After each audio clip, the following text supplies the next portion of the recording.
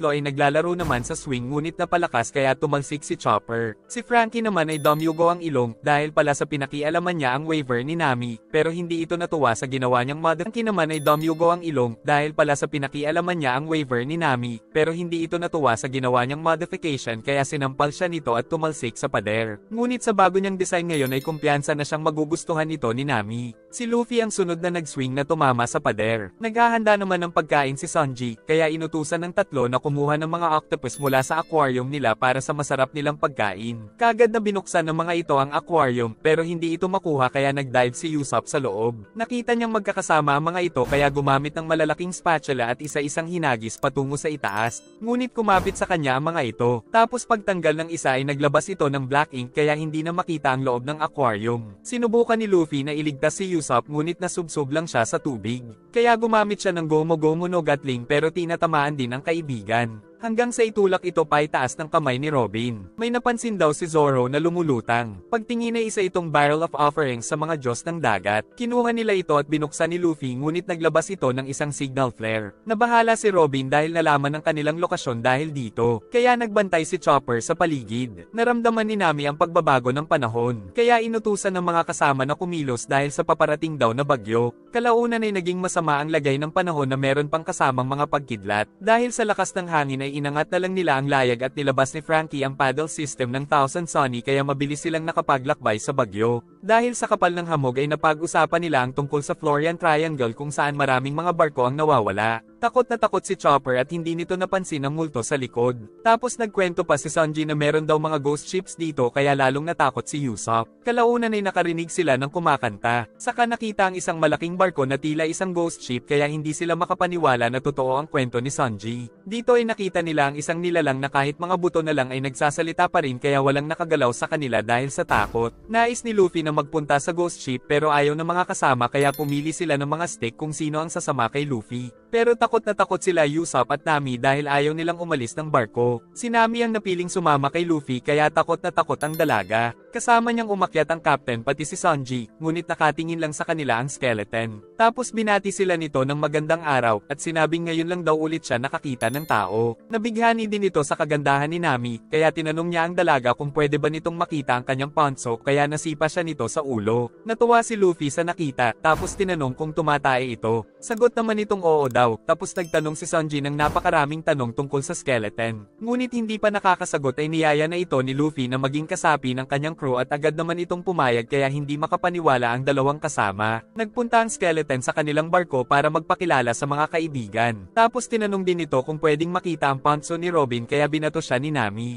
Nagsuot si Usopp ng mga pangontra sa multo at sinabing pangontra din ito sa mga masasamang espiritu, pero pati si Brook ay natatakot din daw sa mga ito. Giit ni Usopp na panaginip lang ito kaya natulog si Chopper, pero pagdilat ay nasa harapan niya ang skeleton. Tapos tinanong ni Zoro kung bakit nandito ito sa barko, sagot ng bida na sinali niya ito sa crew. Saka nagyaya na ang skeleton na kumain. Sa kusina ay natatakot pa rin sila Chopper at Usopp. Nagjoke pa ng nagjoke ang skeleton kaya tuwang-tuwa si Luffy. Tapos magkasama sila ng captain na naghanap ng pagkain. Nagpakilala ito na siya daw si Brook. Tapos dumating na ang kanilang masasarap na pagkain na gawa ni Sanji. Kaya sama-samang kumain ng magkakaibigan. Kahit may laman ng bunganga ni Luffy ay naiintindihan pa rin ni Brook ang sinasabi nito. Kaya naman naging magka-vibes na talaga ang dalawa. Matapos kumain ay nalaman nilang dahil sa devil fruit powers kaya buhay pa rin si Brook. Dati rin daw siyang isang pirata at isa daw siyang captain, ngunit isang araw ay nakalaban nila ang malalakas na pirata kaya namatay silang lahat ng crew niya. Ngunit dahil sa devil fruit na kinain ay nakabalik ang kaluluwa niya sa katawan pero mga kalansay na lang ang natira. Tinatanong nila Usopp kung multo na ba si Brook, sagot nitong maging siya ay natatakot sa mga multo kaya pinakita ni Nami ang itsura niya sa salamin. Tapos nakita nilang wala itong refleksyon kaya napagkamalang isang vampira. Saka nakita ni Usopp na wala din itong anino, ngunit umupo lang ito at nagtsaa. At sinabing isang tao daw ang nagnakaw ng anino niya taon na ang nakalipas. Dagdag pa nitong dahil wala na siyang anino ay bawal siyang tamaan ng sikat ng araw. Napatunayan niya ito dahil nakita niyang natunaw sa sikat ng araw ang isang lalaki na nanakawan din ng anino. Saka ikinwekto ni Brook ang malungkot niyang mga araw dahil mag-isa na lang siya sa kanyang barko. At dahil bawal siyang masikatan ng araw ay sinabi ni Brook na baka tanggihan niya ang alok ni Luffy na sumali sa crew niya. Ngunit handang bawiin ng bida ang anino ni Brook para lang hindi ito umalis. Giit ng skeleton na lubhang mapanganib ang may gawa nito sa kanya. At hindi niya rin alam kung magkikita pa sila nito muli, pero kapag nagkataon ay kakalabanin niya daw ito. Nais tumugtog ni Brooke dahil isa siyang musician. Ngunit hindi natuloy dahil may nakita siyang multo. Tinignan sila ng multo at saka nakaramdam sila ng pagyanig. At paglabas ay nakitang may humarang sa kanilang barko. Tinanong ni Brooke kung may napulot silang barrel sa dagat. Naalala ni Luffy na pinulot nila ito at binuksan kaya naglabas ng signal flare. Giit ni Brooke na isa itong trap dahil target na ngayon ang kanilang barko. At pinagmasdan nila ang nakaharang na tila isang isla dahil sa laki nito. Sinabi ni Brooke na ang tawag sa lugar ay Thriller Bark. Hindi daw ito ang susunod na isla, sabi ni Nami. Samantala si Brooke ay kinuha ang baston dahil natagpuan na daw niya ang matagal na hinahanap. Nagpaalam ito sa kanila at tumalon ito sa dagat kaya nag-alala ang grupo. Ngunit nakita nilang nakakatakbo pala ito sa dagat. Tingin ni Nami na wala silang mapapala sa isla. Pero gustong gusto na magpunta ni Luffy kaya nabahala sila Usopp at Chopper. Napansin ni Robin na tila na-trap sila sa loob ng bakod ng malaking isla. Natatakot na magpunta sa isla sila Nami at Chopper, ngunit excited pa sa adventure si Luffy kaya pinaliwanag sa kanya ni Usopp na nakakatakot daw ang lugar. Subalit maging si Robin ay nais din mag-explore, kaya nais ipakita ni Frankie ang isa pang feature ng barko nila.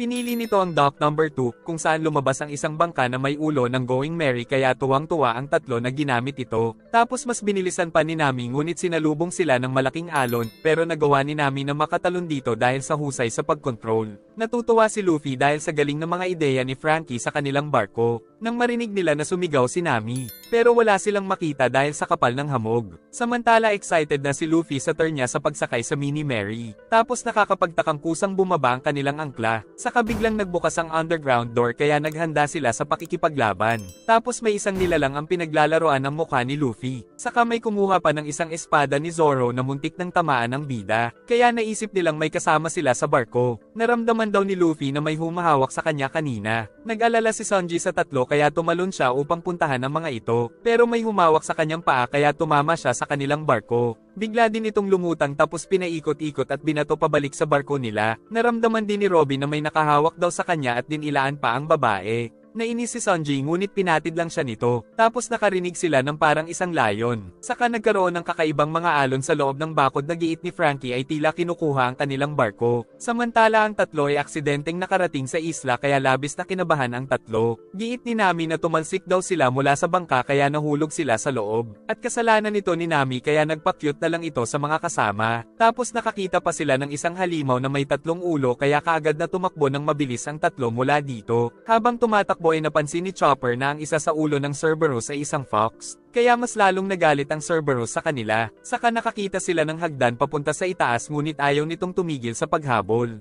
Tumira ng smoke bomb si Usopp para makapagtago sila. Kaya naman hindi na sila nito nakita, dahil umakyat pala sa itaas ng puno ang tatlo. Ngunit may nakatingin naman sa kanila na isang nilalang na nagpakilalang si Hilden. Saka dumating ang karwahe nito na magdadala daw sa kanila sa mansyon. Dahil naghihintay daw doon si Dr. Hogback. Napag-alamang kilala pala ito ni Chopper. Sumakay ang tatlo sa karwahe ni Hilden. Ngunit hindi nila napansin na ang mga kabayo ay kakaiba. Binigyan pa sila ni Hilden ng maiinom. Tapos sinabing delikado daw na maglakad sa gubat dahil sa mga mababangis na hayop. Giit ni Chopper na si Dr. Hogback ay isang sikat na doktor ngunit isang araw ay bigla na lang daw itong nawala. Na-excite na ang reindeer na makausap si Dr. Hogback, giit ni Hilda na patuloy pa rin ito sa pagsasaliksik sa higit pa sa nalalaman ng mga tao. Sumilip si Nami at napansin ng isang layon na may mukha ng tao kaya natakot ang dalaga. Tapos pagsilip ni Usopp ay nakita ang mga kakaibang nilalang na naninirahan sa gubat. Pero pagkusot ng mga mata ay nawala ang mga ito. Ngunit nakita nila ito ulit kaya natakot ang tatlo. Giit ni Hilda na isa lang itong hallucination, pero sigurado daw si Usopp sa nakita nila. Kaya nakiusap si Nami na muli silang dalhin sa dagat. Nalungkot naman si Chopper dahil gusto niyang makilala si Dr. Hogback. Giit ni Hilda na kakausapin niya lang ang pastol kaya lumabas muna ito. Pero sa sobrang tagal na nilang naghihintay ay nagtaka na ang tatlo. At pagsilip ay wala ng tao sa labas. Lumipad si Hildan patungo sa mansyon at tumakbo naman ang mga kabayo. Naiwan ang tatlo sa sementeryo. Saka nakita nilang lumabas sa hukay ang mga zombie. Saka naglakad patungo sa kanilang sinasakyan kaya hindi na alam ng tatlo ang gagawin. Kinuha ng isang zombie si Usopp at pagsilip ni Nami ay nakita ang isa pang zombie.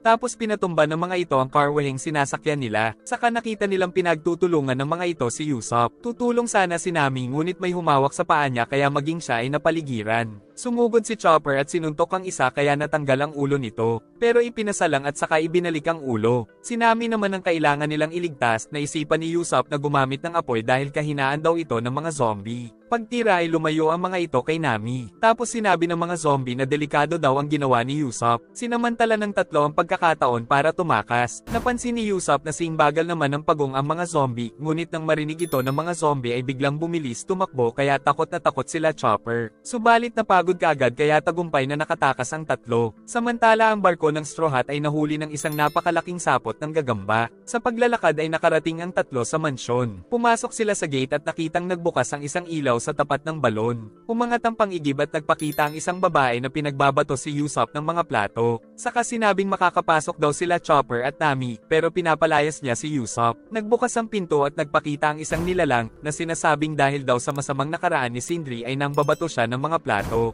Nagpakilala ang lalaki na si Dr. Hogback, tapos binato ulit ng alalay nito si Usopp ng plato. Ngunit maging si Dr. Hogback ay kinakabahan sa alalay niya. Pumasok sila sa mansyon kung saan ikinwento ng tatlo ang mga pinagdaanan nila. Sinabi naman ng doktor na wala siyang kinalaman sa mga zombies at sa katunayan ay nagsasaliksik daw siya sa mga ito. Dahil hindi daw namamatay ang mga zombie ay nais niyang malaman ang sikreto nito upang makamtan din ng mga tao ang pagiging immortal. Labis na napahanga si Chopper sa katalinuhan ng doktor. Saka nang hingi pa siya ng autograph pero wag na wag daw siyang lalapit sa laboratorio nito. Pinaghanda sila ni Sindri ng puding pero ayaw nitong ilagay sa plato dahil galit daw siya sa mga plato. Kaya hinigop na lang ito nila Usopp at Chopper. Sinabi ni Sindri na naghanda din daw siya ng pampaligo dahil ang babaho nila. Tinanong ni Usopp kung may alam si Dr. Hogback kay Brook. Kinabahan ng doktor dahil may hindi siya magandang karanasan sa skeleton. Ngunit itinanggi niyang kilala niya si Brook. Nagpasama si Nami sa dalawa patungo sa CR para maligo. At habang naliligo ang dalaga ay nagbabantay ang dalawa. Pagkatapos daw maligo ni Nami ay aalis na sila, giit ni Chopper na ayaw niya sa labas. Sinabi ng babae na ang mansyon ay puno din ng mga halimaw, kaya napansin nila Chopper ang mga nakasabit sa dingding na tila mga zombie. Pinaghihinalaan din daw ni Nami si Dr. Hogback pero magpapanggap daw muna silang walang nalalaman para makatakas. Nakarinig si Nami ng boses sa loob ng CR, tapos may dumakma sa kanya at dinala ang dalaga sa pader pero wala siyang makita. Sinabi nito sa kanya na mas mahina daw siya sa babae na nasa barko kaya type siya nito. Tatawagin sana ni Nami ang mga kasama ngunit pinigilan siya ng Invisible Man. Pagpasok ng dalawa ay namula si Usopp sa kanyang nakita.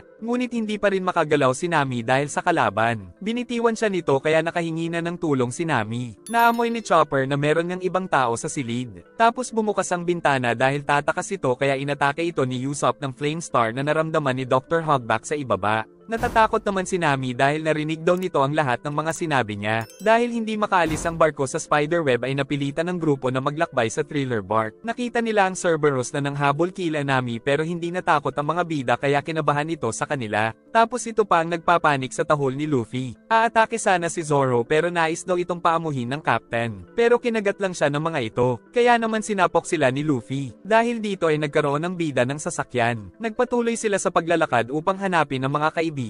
Nang makita nila ang mga kakaibang nilalang. Pero imbis na matakot ay gusto pa itong hulihin ni Luffy, pati si Frankie ay hinahabol ang unicorn. At gamit ang mga kakayahan nila ay sabay nilang nahuli ang mga ito. Tapos niyaya ni Luffy ang puno na sumali sa kanila pero pinigilan nila Zoro. Kinausap ni Dr. Hogback si Absalom dahil alam niyang nanilip na naman ito sa naliligo. Giit ni Absalom na gusto niyang maging asawa si Nami. Ngunit kapalit nito ay hindi daw siya bibigyan nila Dr. Hogback ng bounty. Pinagpipilitan ni Usopp na wala naman daw pumasok sa paliligo ni Nami dahil natatakot siyang isipin ito. Dagdag pa ni Usopp na hindi siya naniniwalang makakagawa ng mga immortal si Dr. Hogback dahil hindi ito posible. Giit ni Chopper na napakagaling daw ng doktor kaya posible daw ito. Saka hindi daw naniniwala si Chopper na masamang tao ang doktor. Pag-alis nila ay gumalaw ang mata ng painting. Tapos bumalik sila sa hapagkainan subalit sobrang dilim. Sinindihan ni Hilda ng mga kandila, nagagalit naman si Usopp sa kanya dahil iniwan sila nito sa labas. Ngunit nais pa rin silang dalhin ni Hildan sa kanilang mga silid pero wala nang tiwala ang tatlo sa kanya. Bigla namang nagsalita ang babae sa painting na ikinatakot ng tatlong magkakaibigan. Tapos humaba ang leeg nito at sumugod sa kanila, nagawa nitong makuha si Chopper kaya sinubukang iligtas ni Nami.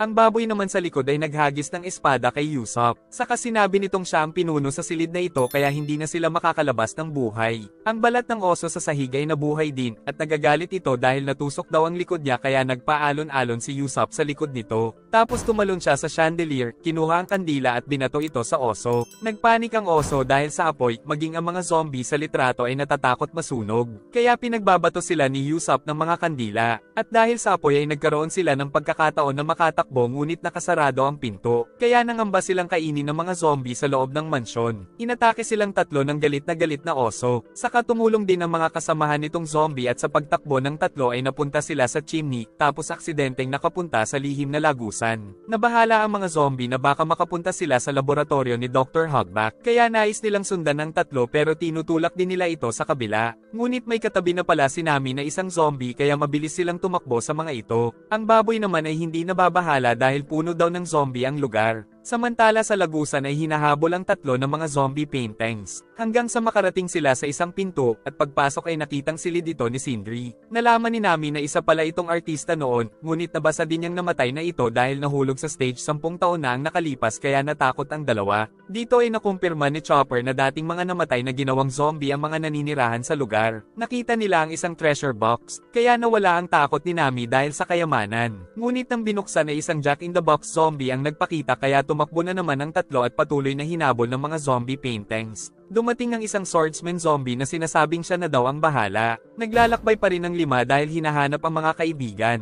Nang mapansin nila ang numero sa katawan ng Cerberus kaya tila isa itong eksperimento ng isang mad doctor. Narinig nila ang isang tinig mula sa isang multo, tapos naging tatlo ito at sinubukang hulihin ni Luffy. Sinunog ni Frankie ang mga ito pero walang kwenta ang atake. Tapos dumaan sa katawan niya ang multo kaya naman biglang naging negatibo ang cyborg. Dumaan din ang isa sa katawan ni Luffy kaya pareho na silang nawalan ng kumpiyansa. Naisip ni Robin na may kinalaman ang mga multo sa nangyari. Hindi naman naniniwala si Zoro pero maging siya ay nabiktima. Saka umalis na ang mga ito. Galit na galit si Luffy dahil sa ginawa sa kanya ng multo. At pinagtatawanan naman ni Sanji si Zoro. Nakarating sila sa sementeryo kung saan lumabas ang isang zombie pero binalik lang ito ni Luffy kaya nagalit ito. Tapos lumabas na ang lahat ng mga kasama nitong zombie at sumugod sa kanila pero walang natakot sa Straw Hat kaya binugbog lang nila ang lahat ng mga zombie. Narinig ng tatlo ang tawa ni Dr. Hogback kaya sumilip sila sa silid. Dito ay nakita nila ang kakaibang ginagawang operasyon ng doktor sa isang pasyente. Balak pa nilang bantayan kung ano ang gagawin nito. Subalit nakita na sila ng zombie swordsman na kaboses ni Brook. Tinanong ni Luffy ang mga zombie kung nakita nila ang mga kaibigan niya. Sumagot ang mga ito pero ayaw nilang sabihin ang katotohanan dahil labag daw ito sa rules. Ngunit nang pagbantaan sila ng bida ay nagsalita na ang mga zombie. Tapos nang malaman pa ni Luffy na inatake nila ang mga kaibigan ay muli na naman silang inatake ng 5 Straw Hat.